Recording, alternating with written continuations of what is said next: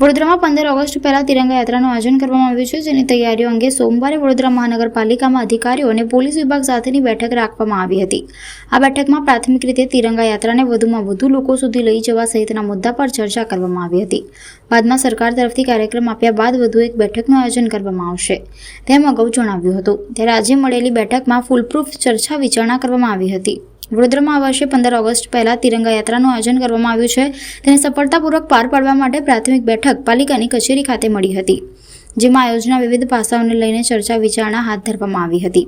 આ યોજાયેલી બેઠકમાં પાલિકામાંથી municipal commissioner Dilip Rana, standing committee chairman doctor Shital Mistry, police વિભાગ સહિત પાલિકાના વિવિધ વિભાગમાં અધિકારીઓ ખાસ ઉપસ્થિત રહ્યા હતા.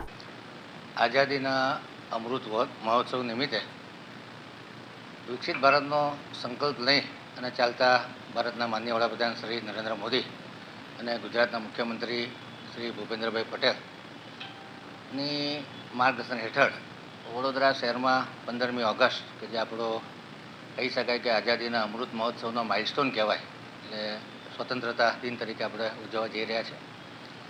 ત્યારે જે સૂત્ર છે સબકા સાથ, સબકા વિકાસ, સબકા વિશ્વાસ અને સબકા પ્રયાસ સાર્થક થાય, લોકોને દેશ માટે વધુ લગાવ થાય, લોકો પોતાનો પ્રયાસ તીવ્ર બનાવે જેથી કરીને ભારત એક વિકસિત રાષ્ટ્ર બની શકે, એના સંદર્ભે તિરંગા યાત્રાનું આયોજન વડોદરા કોર્પોરેશન કરવા જઈ રહી છે.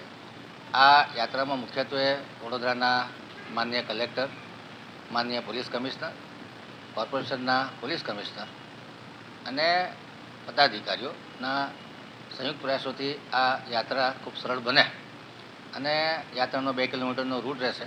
10, 11, 12માંથી એક દિવસ યાત્રા નક્કી કરવામાં આવશે. હજુ ડેટ ફાઇનલ નથી થઈ.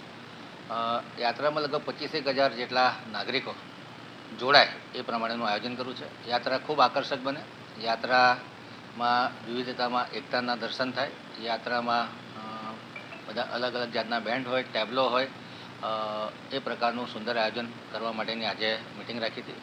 મિટિંગમાં પોલીસ ડિપાર્ટમેન્ટના અધિકારી, શિક્ષણ અધિકારી, સ્પોર્ટ્સ ફેસિલિટીના અધિકારીઓ, NGO,